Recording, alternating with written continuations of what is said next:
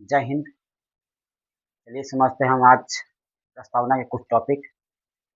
प्रस्तावना कल पढ़ा रहे थे आप सभी को, जो देश की भारतीय संविधान की आत्मा कही गई है।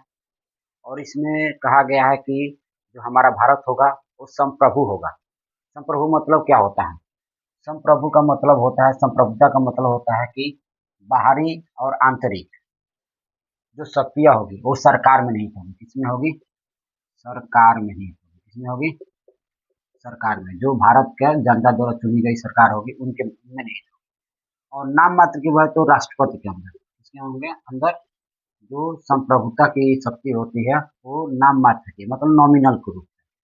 भारत के जो राष्ट्रपति होते हैं उनके संप्रभुता की बात करें तो नाम मात्र की होती है। उसके बाद से रियली रियली जो वास्तविक संप्रभुता होती है वो भारत के प्रधानमंत्री के अंदर होती है। प्रधानमंत्री के अंदर होती है। और लीगली बात करें, कानूनी बात करें तो ये संविधान के अंदर होती है। इसके अंदर होती है संविधान, जो हम पढ़ रहे हैं। संविधान में हम क्या कर रहे हैं? पढ़ रहे हैं, यानी लीगली क्या है, कानूनी रूप से संविधान के अंदर संप्रभुता की शक्ति होती है। अब बात करते हैं इसमें धर्मनिरपेक्ष। धर्मनिरपेक्ष इसलिए लिखा गया कि भारत में कोई अपना धर्म नहीं है। और धर्म की बात करें तो धर्म का मतलब होता है धारण करना या जीवन जीने की अवसर, कि कैसे हम जी रहे हैं। कई प्रकार के धर्म होते हैं और सभी धर्मों को, अगर सभी धर्मों को एक साथ लेकर चला जाए उसे बोलते हैं धर्मनिरपेक्ष। क्या बोलते हैं? धर्मनिरपेक्ष। तो धर्म की बात, चलिए धर्म के बारे में समझते हैं। धर्म का मतलब होता है धारण करना। धर्म का मतलब क्या होता है? धारण करना, जीवन जीने की कौशल। तो धर्म की बात करें तो तीन प्रकार की कैटेगरी में आ गया। एक होता है नास्तिक, जो धर्म को नहीं मानते हैं। जैसे कई देश है धरती पर, जैसे चाइना है, नॉर्थ कोरिया, ये अनुशासन बेस पे चल रहा है देश। अनुशासन को मानकर पूरे देश को चला रहे हैं। और रही बात धर्म के रूप में, जैसे पाकिस्तान देख लीजिए, इस्लामिक धर्म। पाकिस्तान के अलावा सऊदी अरब है। सऊदी अरब के बाद से कई ऐसे कंट्री हैं। बांग्लादेश है, जो धर्म के अनुसार इस देश का शासन व्यवस्था चल रही है।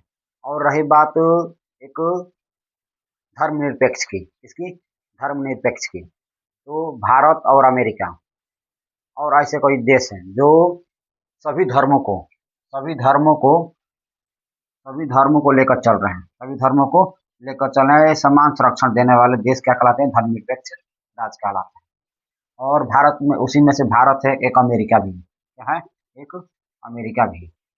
और बात करते हैं हम पंथ निरपेक्ष की। तो भारतीय संविधान में भी पंथ निरपेक्ष की व्यवस्था की गई है। पंथ निरपेक्ष का मतलब होता है कि ये है कि कोई भी व्यक्ति धर्म से अलग नहीं हो सकता, पंथ से अलग हो सकता है। पंथ मतलब अलग अलग पंथ।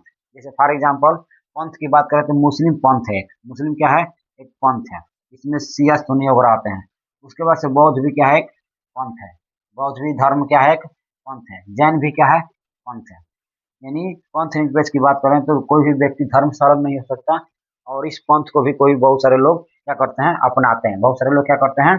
अपनाते हैं। और बात करते हैं लोकतंत्र की। किसकी बात करते हैं? लोकतंत्र की। लोकतंत्र में हम देखते हैं कि लोगों द्वारा शासन। लोक मतलब लोग, और तंत्र मतलब उनका शासन। यानी लोगों द्वारा, लोगों के लिए, लोगों द्वारा किया गया शासन क्या कहलाता है? लोकतंत्र कहलाता है। यानी by the people, for the people, with the people. तो किसी भी देश की अगर जनता सर्वोपरि है और वो सरकार को चुन रही है तो उसे बोलते हैं हम लोकतंत्र। क्या बोलते हैं? लोकतंत्र। जैसे भारत में क्या होता है? जनता क्या करती है? जनता जो होती है सर्वोपरि होती है और जनता अपने प्रतिनिधि को चुनती है। और वही प्रतिनिधि क्या करते हैं? किसी भी कानून को बनाना होता है तो उनके अंदर शक्ति निहित होती है और सारी व्यवस्था हुई। तो अब्राहम लिंकन ने ये इनका विचार दिए थे। लोकतंत्र का विचार हैं हम इसकी गणराज्य की। गणराज्य का मतलब होता है कि head of nation. Head of head of nation head of nation, यानी जहाँ राष्ट्रीय अध्यक्ष, जहाँ हेड ऑफ नेशन का चुनाव हो और वो भी 5 वर्ष के लिए जनता चुने, तो वहाँ उसे बोलते हैं हम हेड ऑफ नेशन। क्या बोलते हैं? हेड ऑफ नेशन, यानी गणराज्य। क्या बोलते हैं? गणराज्य। जैसे फॉर एग्जाम्पल अमेरिका हुआ और भारत हुआ। इसमें गणतंत्र है, क्या है, गणराज्य बोल सकते हैं इस देश को। बात करते हैं संविधान में प्रस्तावना में संशोधन की बात करते हैं तो ये 42वां संविधान एक बार हुआ था। 42वां संविधान एक बार हुआ है। 42वां संविधान संशोधन 1976 में संशोधन हुआ और इसमें क्या जोड़ा गया, पंथ निरपेक्ष। क्या जोड़ा गया, पंथ निरपेक्ष जोड़ा गया। इसमें क्या जोड़ा गया, समाजवादी और अखंडता शब्द, समाजवादी और अखंडता शब्द जोड़े गए, यानी पंथ निरपेक्ष। क्या जोड़ा गया, पंथ निरपेक्ष और समाजवादी शब्द जोड़े गए। उम्मीद है समझ में आया होगा और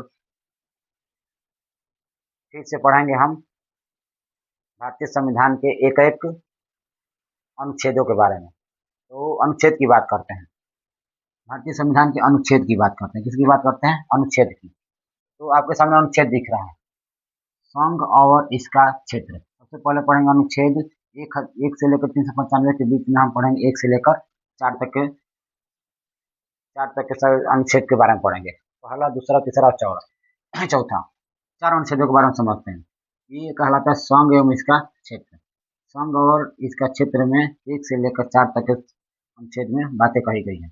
और क्या कहा गया है कि जो संघ होगा, जो संघ का नाम होगा और उसका राज्य क्षेत्र होगा, वो अनुच्छेद फर्स्ट में आएगा। अनुच्छेद फर्स्ट में क्या आएगा, संघ का नाम क्या होगा, भारत, और उसका क्षेत्र कहाँ तक रहेगा, उसे बोलेंगे हम अनुच्छेद फर्स्ट में रखा गया। अनुच्छेद दूसरे की बात करें, अनुच्छेद दूसरे नंबर की बात करें तो ये नए राज्यों का प्रवेश या स्थापना कर सकते हैं। जैसे फॉर एग्जाम्पल 2014 में हुआ, अभी रिसेंटली 2014 में तेलंगाना राज्य हैदराबाद से कट के अलग हुआ। तो ये हम कह सकते हैं कि नए राज्य का क्या हुआ, भारत में नया राज्य बना, इसकी स्थापना हुआ।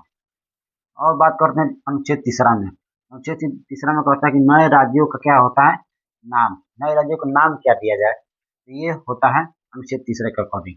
उसके बाद से नए पुराने राज्यों के क्षेत्रफल, सीमा और नाम परिवर्तन किया जा सकता है।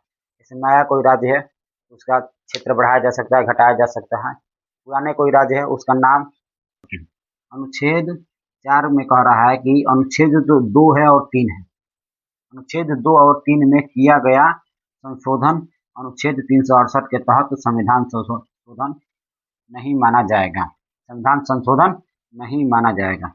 यानी अनुच्छेद जो चार कह रहा है कि अनुच्छेद 2 और 3 में जो संशोधन हो रहा है, नए राज्यों का प्रवेश, स्थापना, उसके पुराने नाम, सीमा बढ़ाना, तो ये संशोधन 368 के अकॉर्डिंग के तहत संशोधन नहीं माना जाएगा। यानी 368 में संविधान संशोधन की बात कही जाती है, तो उसके अकॉर्डिंग इस जो परिवर्तन हो रहा है इसमें दूसरे और तीसरे में, ये उसमें नहीं माना जाएगा। 368 अनुच्छेद है आपके, उसमें संविधान संशोधन होती है, संविधान संशोधन की प्रक्रिया लिखी जाती है, इसमें इसको नहीं माना जाएगा। 2 और 3 में अनुच्छेद 4 द्वारा साधारण बहुमत से पास किया जा सकता है। मतलब 2 और 3 में अनुच्छेद 4 के अकॉर्डिंग, 2 और 3 में जो भी परिवर्तन हो रहा है, अनुच्छेद 4 के अकॉर्डिंग क्या हो जाएगा, इसमें परिवर्तन किया जाएगा। यही बात अनुच्छेद 4 में कहा गया है। 368 के संविधान संशोधन में को नहीं माना जाएगा। 4 के अकॉर्डिंग साधारण बहुमत से 2 और 3 में काम किया जा सकता है। तो उम्मीद है समझ में आया होगा। फिर कल से पढ़ेंगे 5वां अनुच्छेद, 6वां, 7वां, 8वां, धीरे धीरे 4 4 5 5 कर कैसे पढ़ेंगे, समझेंगे। तब तक के लिए जय हिंद।